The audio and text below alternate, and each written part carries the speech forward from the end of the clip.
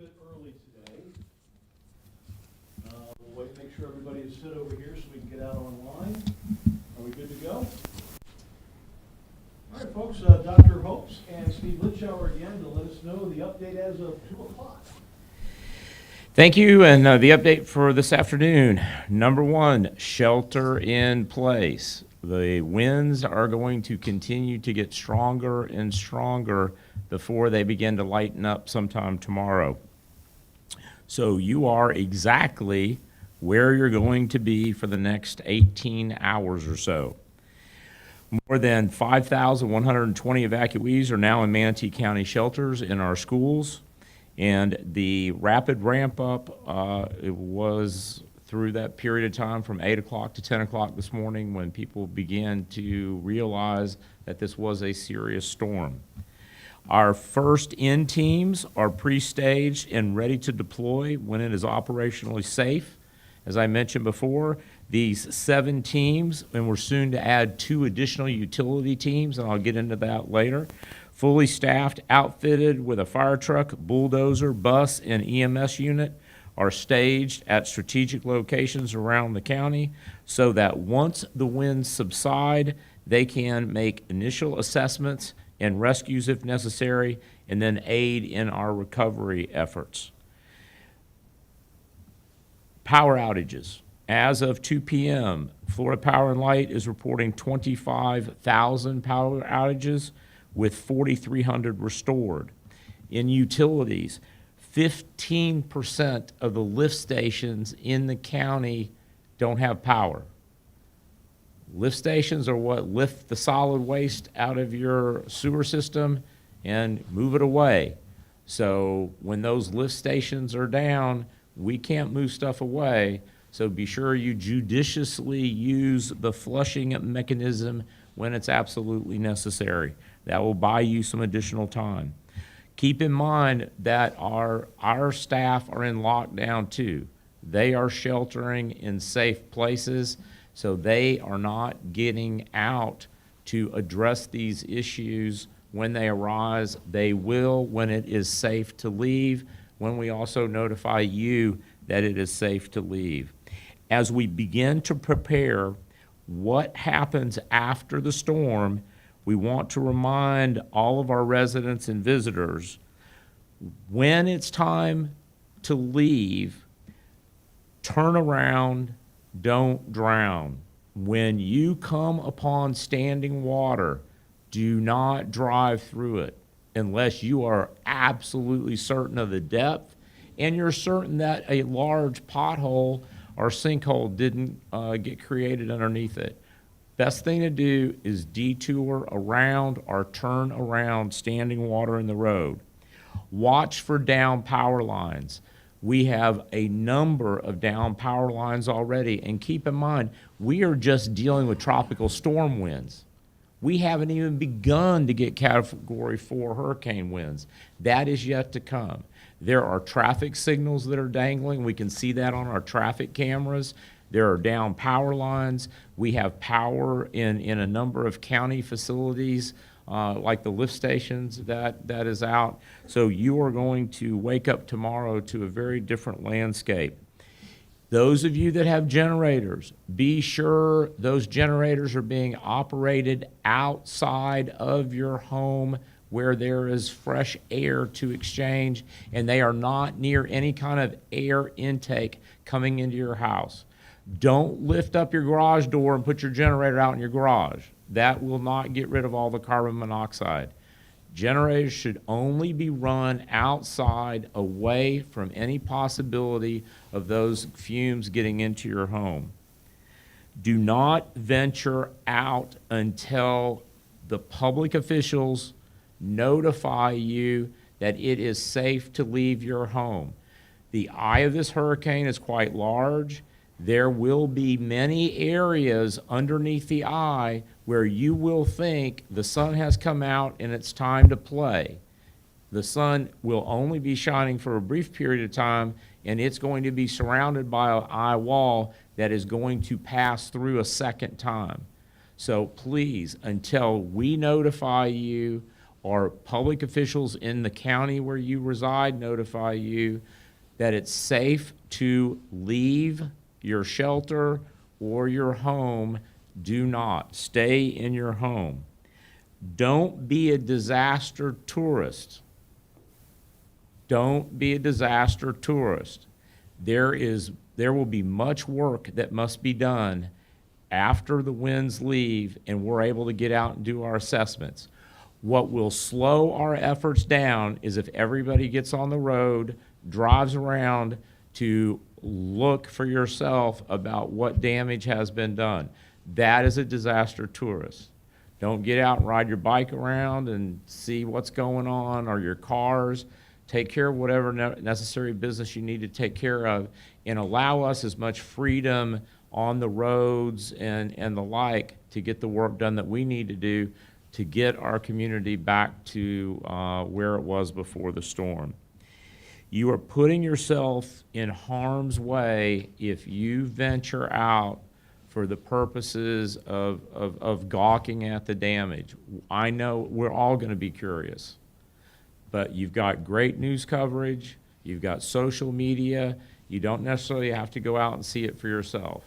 Now, if you want to stand in your own front yard and you don't have any down power lines, you don't have any down trees, you don't have a lot of standing water, that's fine. But please allow us to get in and do the work that needs to be done to make it safe for you, your neighbors, and your children to be back outside in our beautiful environment. Speaking of real helpers, I have sent a note to all Manatee County employees to be ready to deploy for rescue and recovery work as soon as it is safe to do so.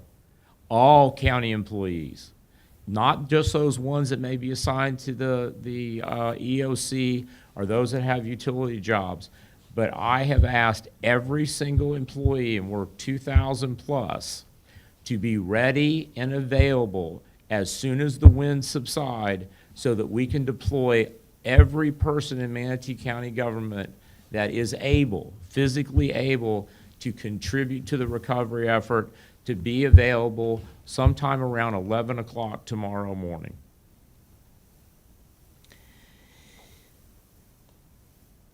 Utilities, you're going to notice this is going to degradation in utilities. As I mentioned, the lift stations are out. We have potable water lines that are out as well. Hopefully you followed the guidance that we put out every year before hurricane season to have water stored and ready to drink. If you doubt at all the water that is coming out of your faucet, if it doesn't look right, it doesn't smell right, don't drink it. Drink the bottled water that you save for these efforts. There are going to be disruptions in your life. It's an act of God, and we're going to get to work as soon as possible to recover and restore those systems. Chief, would like to add anything? Thank you, Dr. Hopes. Just a couple comments. You mentioned about Florida Power and Light. Peace River is reporting about 10,000 outages, and those are mostly East County, North County, so they also have outages. One thing I want to remind everybody, as long as they got power, plug in your cell phone, plug in your laptop, get a power to that device. Because you lose electricity doesn't mean the cell tower hasn't. So those devices, charge them up. If you have rechargeable flashlights, keep those charged at this time.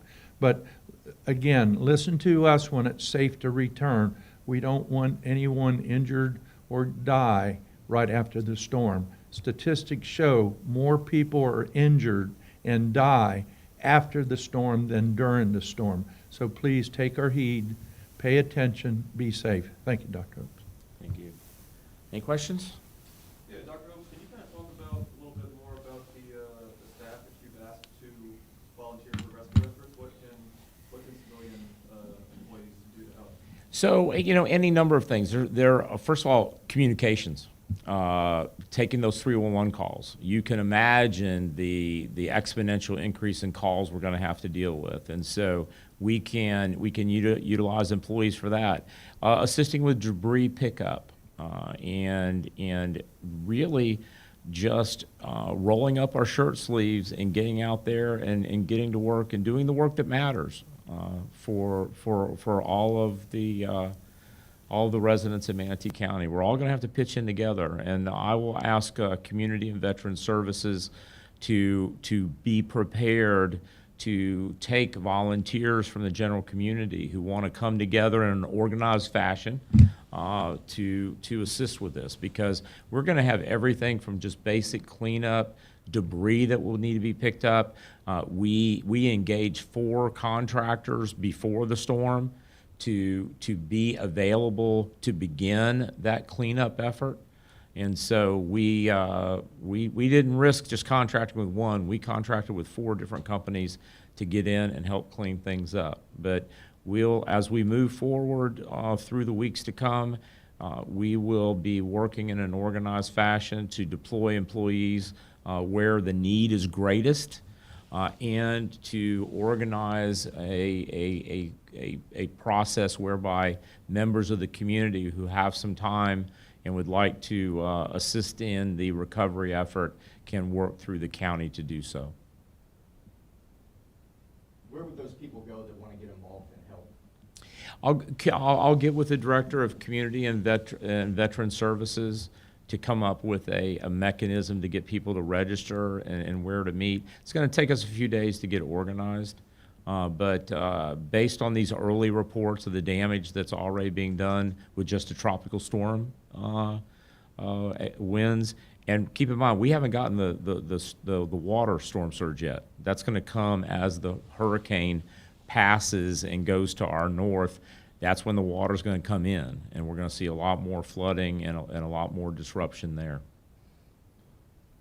Any other tips for people staying at home today? Just bear with it. If you have children and you've got board games, keep everybody entertained. It is going to be at least probably 10 o'clock tomorrow before the winds subside. But keep in mind what I've been saying all along. Wait until we notify the public it is safe to go outside. Just because the winds have died down doesn't mean it's safe to go outside. There are going to be down power lines. There are going to be trees that are down. There will be sharp debris. There will be broken glass. There'll be sheet metal. Anything that you can imagine that wasn't tied down or secured is going to be blown someplace. And so it is not going to be safe immediately once the winds subside. Give us an opportunity to ensure that the areas are safe before you venture too far out of your own yard. All right, thank you all. I know you've been riding this with us, so but it's going to be a long night. It's going to be a long night. All right, thanks. The good news is it's moving a little bit faster. So we were looking more at midnight.